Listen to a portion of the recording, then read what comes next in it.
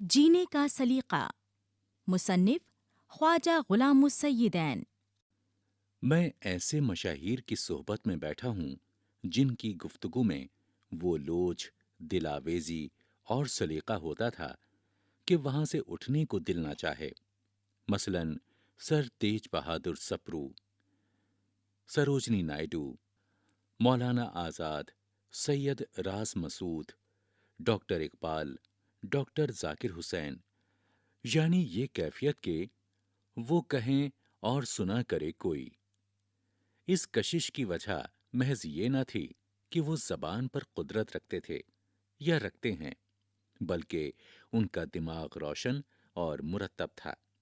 انہیں دراصل کچھ کہنا ہوتا تھا۔ ان کی سیرت ان کے تجربوں سے مالا مال تھی۔ وہ اپنے سننے والوں میں دلچسپی رکھتے تھے، انہیں اپنی زندگی اور تجربوں میں شریک کرنا چاہتے تھے، اور جمہوریت کے اس زمانے میں جب زبان سے ترغیب اور تبادلہ خیال کا زیادہ سے زیادہ کام لیا جاتا ہے، اچھی گفتگو نہ صرف ایک سماجی ہنر ہے بلکہ ایک سیاسی ہتھیار بھی ہے جس کا صحیح استعمال سیکھنا ضروری ہے۔ اچھے لوگوں اور اچھی کتابوں کی صحبت کے علاوہ تیسری چیز جو اچھی زندگی کی بنیاد ہے وہ کام ہے۔ اس سے متعلق ہمارے صدر محترم ڈاکٹر ذاکر حسین نے اپنے ایک خطبے میں لکھا ہے، کام بے مقصد نہیں ہوتا، کام کچھ کر کے وقت کاٹ دینے کا نام نہیں، کام خالی دل لگی نہیں، کام کھیل نہیں، کام کام ہے، با مقصد محنت ہے۔ کام دشمن کی طرح آپ اپنا محاسبہ کرتا ہے، اور اس میں جو پورا اترتا ہے تو وہ خوشی دیتا ہے جو اور کہیں نہیں ملتی۔ کام ریاضت ہے، کام عبادت ہے۔ واقعہ یہ ہے کہ انسان کی شخصیت اس وقت تک کسی حسین سانچے میں نہیں ڈھل سکتی جب تک اس کے دل میں اس انداز سے کام کرنے کی لگن پیدا نہ ہو۔ حقیر سے حقیر کام میں معنی اور لطف پیدا ہو سکتا ہے، بشرطے کہ کام کرنے والا اس کا رشتہ بڑے مقصد کے ساتھ قائم کرے۔ صفحہ نمبر 72۔ دو مزدور ایک پہاڑ پر پتھر توڑ رہے تھے۔ ایک رہگیر نے پہلے سے پوچھا، تم کیا کر رہے ہو بھائی؟ اس نے جل کر جواب دیا، ارے دیکھتے نہیں ہو، اپنی قسمت کے لکھے پتھر پھوڑ رہا ہوں۔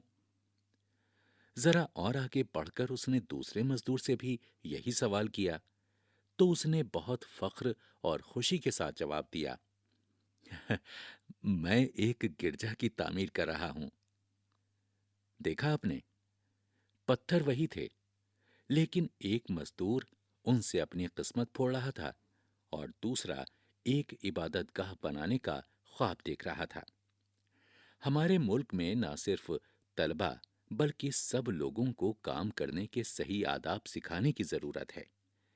کسی کام کو سرسری انداز میں کرنا گویا سر سے ایک ناگوار بوجھ اتارنا ہے، نہ اس میں خوشی تلاش کرنا، نہ پانا، نہ اس حسین تکمیل میں فخر محسوس کرنا، نہ اس کے ذریعے اپنی دنیا کو سمجھنا اور اپنے ہم جنسوں کے دکھ سکھ میں شریک ہونا۔ یہ سب نہ تو ذہنی دیانت کا تقاضا ہے، نہ اخلاق کا۔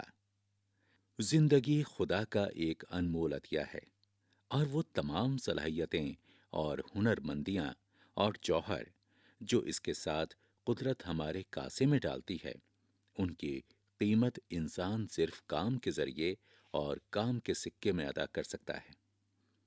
جو شخص اس قیمت کو خوش دلی اور ایمانداری کے ساتھ ادا نہیں کرتا، اس کی حیثیت میرے نزدیک ایک چور کی ہے۔ وہ خود کا چور ہے، سماج کا چور اور خدا کا چور ہے۔ لیکن جینے کا سلیقہ صرف بڑے بڑے اصولوں کی پابندی پر ہی منحصر نہیں، اس میں بہت سی چھوٹی چیزیں بھی ہیں۔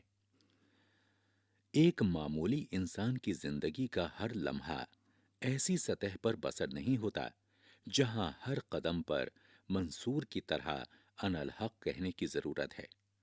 اس میں اس سے بھی زیادہ اہمیت ہے۔ ایسی بظاہر معمولی صفات کی جو انسانی رشتوں میں خوشگواری پیدا کرتی ہیں۔ یہ کون سی صفات ہیں؟ آپس کے میل جول میں دوستی اور مہربانی، معاملات میں انصاف، سچائی اور بھروسہ، مل جل کر کام کرنا، دوسروں کے حقوق کی پاسداری اور ان کی رائے کا احترام، خوش مزاجی اور ظرافت، اور خواہ مخواہ کی دل شکنی اور بدگوئی سے پرہیز۔ میرا خیال ہے کہ ہمارے آئے دن کی زندگی میں بہت سے نفسیاتی دکھ اور محرومیاں اس وجہ سے پیدا ہوتی ہیں کہ ہم اپنے دوستوں، عزیزوں اور ہم جنسوں سے مہربانی، فیاضی اور ہمدردی کا سلوک نہیں کرتے۔ صفحہ نمبر 73۔ ان کے بارے میں دوسرے لوگوں کے سامنے غیر ذمہ داری کے ساتھ ایسی بات چیت کرتے ہیں جس سے ان کی نیک نامی پر برا اثر پڑتا ہے، یا محض تفریحاً اور گرمی محفل کی خاطر ایسی گفتگو میں شامل ہو جاتے ہیں، دوسروں کی برائی کو بغیر جانچ پڑتال کے آسانی سے مان لیتے ہیں، ان کو شبہ کا فائدہ بھی نہیں دیتے، بلکہ یہ جانتے ہوئے بھی کہ وہ بے قصور ہیں، ہم جراز سے کام لے کر ان کے حق میں کلمہ خیر نہیں کہتے، لیکن دراصل لوگوں کے بارے میں حسن ظن رکھنا اور ان کی اچھی باتوں کی تلاش اور قدر کرنا اس سے کہیں بہتر ہے کہ ہم ان کی طرف سے بدظن رہیں اور ان کی عیب جوئی کرتے رہیں۔ یہ صحیح ہے کہ بعض دفعہ انسان ہر کسی کو شریف اور قابل اعتماد سمجھ کر نقصان اٹھاتا ہے، لیکن اخلاقی اور سماجی اعتبار سے یہ نقصان بہت کم ہے، اور اس کے مقابلے میں دل تنگی، بدبینی اور شبہ کی ذہنیت سراسر گھاٹے کا سودا ہے۔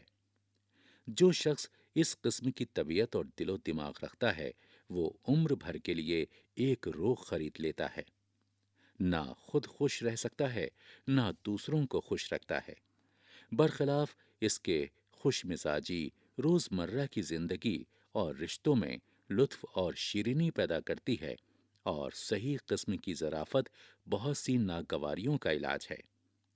وہ ظرافت جس کا مقصد دل دکھانا نہ ہو، جو دل سوزی اور ہمدردی کے ساتھ حماقتوں پر طنز کرے لیکن کسی کی ذاتی تحقیر نہ کرے، جو دوسروں سے زیادہ خود اپنی حماقتوں کا خاکہ اڑائے اور اپنے بارے میں دوسروں کی ظرافت کو جھیل سکے۔ جو شخص خود کو بہت اہم سمجھتا ہے اپنی شان میں گستاخی نہیں کر سکتا، صفحہ نمبر 74۔ اپنے کو تنقید سے بلند اور دوسرے کو اپنے سے کمتر جانتا ہے، جس کی طبیعت میں ضبط نہیں، جس کا مزاج آسانی سے بھڑک اٹھتا ہے، جو اپنی دولت یا خاندان یا منصب کو نہ بھول سکے، خود بھی ان سے مروب رہے اور دوسروں پر بھی ان کا رعب ڈالنا چاہے، وہ جینے کے سلیقے سے بالکل ناآشنا ہے۔ اگر ہماری تعلیم خود پسندی اور خود پرستی کے ان بتوں کو نہ توڑے اور لوگوں کو خود پرستی کے ساتھ احتساب کرنا اور دوسروں کے ساتھ سمجھداری اور نرمی کے ساتھ پیش آنا نہ سکھائے تو وہ زندگی کے لیے تیار نہیں کر سکتی۔ یہ انکسار اور خود شناسی کی صفت بھی زندگی کے گوناگون نقشے میں ایک لطیف رنگ بھرتی ہے۔ بات صرف اتنی ہی نہیں کہ اخلاقی اعتبار سے ایک کھلا دل، ایک فیاض طبیعت تنگ دلی سے بہتر ہے، بلکہ دوسرے لوگ جو سلوک ہم سے کرتے ہیں وہ کبھی بڑی حد تک اس سلوک پر منحصر ہے جو ہم ان کے ساتھ کرتے ہیں۔ اگر ہم ان کے ساتھ دوستی، نیک نیتی اور بھروسے کے ساتھ پیش آئیں تو توقع ہو سکتی ہے کہ ان کا رویہ بھی ہمارے ساتھ دوستانہ ہو، لیکن یہ بھی ممکن ہے کہ ایک شخص جو میرے ساتھ اچھا سلوک کرتا ہے وہ دوسروں کے ساتھ بدسلوکی کرے۔ اگر وہ اس کے ساتھ شرافت سے پیش نہ آئیں، یعنی لوگ صرف سفید و سیاہ رنگ میں رنگے نہیں ہوتے کہ سب کے ساتھ اچھے ثابت ہوں گے یا برے۔ دراصل دوسروں کی فطرت کی خوبیوں کو اجاگر کرنا ایک حد تک خود ہمارے اختیار میں ہے۔ ساتھ ہی یہ بھی یاد رہے کہ ایک طرف نیکی کرنے میں بڑی برکت ہے۔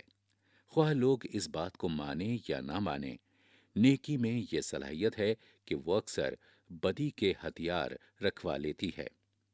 اگر ہم میں اتنی اخلاقی جرائت ہے کہ جس بات کو نیک اور سچ سمجھتے ہیں وہی کریں اور اس کی زیادہ فکر نہ کریں کہ دوسرے کیا کرتے ہیں، تو ہم دھیرے دھیرے اپنے مخالفوں کے دل کو جیت سکتے ہیں۔ نیکی بھی بدی کی طرح متعدی ہے، اس کا اثر دور دور تک پھیلتا ہے۔ اگر ہم روزمرہ کے چھوٹے چھوٹے کاموں میں، چھوٹی چھوٹی باتوں میں نیکی اور سچائی سے کام لیں تو وہ آہستہ آہستہ ہماری ساری زندگی کے کاروبار میں راہ پا جاتی ہے، اور جب کبھی کوئی ایسی نازک صورتحال پیش آتی ہے جہاں ہمیں خیر و شر کی ازلی جنگ میں حصہ لینا پڑتا ہے اور اپنی تقدیر کو بنانے یا بگاڑنے والے فیصلے کرنے ہوں، تو عمر بھر کی یہ عادتیں اور رجحان ہمارے کام آتے ہیں۔ اس طرح زندگی کے چھوٹے اور بڑے کاموں میں ایک نفسیاتی رشتہ قائم ہو جاتا ہے، اور بقول پیغمبر اسلام صلی اللہ علیہ وسلم کہ ساری دنیا ایک مسجد بن جاتی ہے جہاں انسان ہر کام اس انداز میں کرتا ہے گویا وہ اپنے بنانے والے کے سامنے کھڑا عبادت کر رہا ہے۔ بہت مشکل ہے ایسی کیفیت پیدا کرنا اپنے دل و دماغ میں، لیکن یہ سب مذہبوں کی مشترک تعلیم ہے، اور بہت سے مردان خدا نے، بلکہ بہت سے نیک اور گمنام لوگوں نے بھی اس شان کے ساتھ زندگی گزاری ہے۔ اور پھر کیسی قوت پیدا ہو جاتی ہے ایسے لوگوں میں کہ موت بھی انہیں زیر نہیں کر سکتی۔ ایک نظر سے دیکھیے تو انسان کی زندگی ایک ٹمٹماتے چراغ کی طرح ہے جو چند لمحوں کے لیے روشن ہوتا ہے، اور پھر موت کی ایک ہلکی سی پھونک اسے بجھا دیتی ہے۔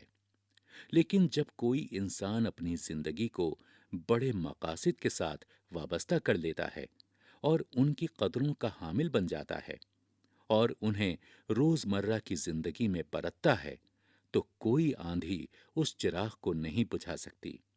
موت اس کے جسم کو فنا کر دیتی ہے، لیکن اس کے دماغ کی جو لانی، اس کے دل کا گداز، اس کی روح کی بلندی اور اس کے مقصد کی تابانی قائم رہتی ہے، اور تھکے ماندے راستے سے بھٹکے مسافروں کی ہمت بڑھاتی ہے۔ اس قسم کے چراغ جلانا ہر انسان کا فرض ہے، اور چراغ کا کمال یہ ہے کہ خواہ کتنا ہی چھوٹا ہو، ساری دنیا کا اندھیرا بھی اسے نہیں بجھا سکتا۔ لیکن انسان کی شخصیت کو صرف فکر کی روشنی اور کام کی تپسیا ہی تاج محل نہیں بناتی، اس کو جذبات کی دولت بھی ملی ہے جن کی صحیح تربیت کے بغیر اس کی تکمیل ممکن نہیں ہے۔ اس مقصد کے لیے اس کی حسن شناسی اور حسن آفرینی کی صلاحیتوں کو اجاگر کرنا اور اس میں ذوق جمال کی شمع جلانا ضروری ہے۔ خوبصورتی سے لطف اٹھانے کی صلاحیت قدرت کی ایک انمول دین ہے جو زندگی میں مسرت کا رنگ بھرتی ہے اور اس کو طرح طرح سے مالا مال کرتی ہے، خواہ وہ خوبصورتی عالم فطرت میں پائی جائے یا انسانوں کے خد و خال میں، یا علم اور حق کی تلاش میں، یا آرٹ اور دستکاری کی تخلیق میں۔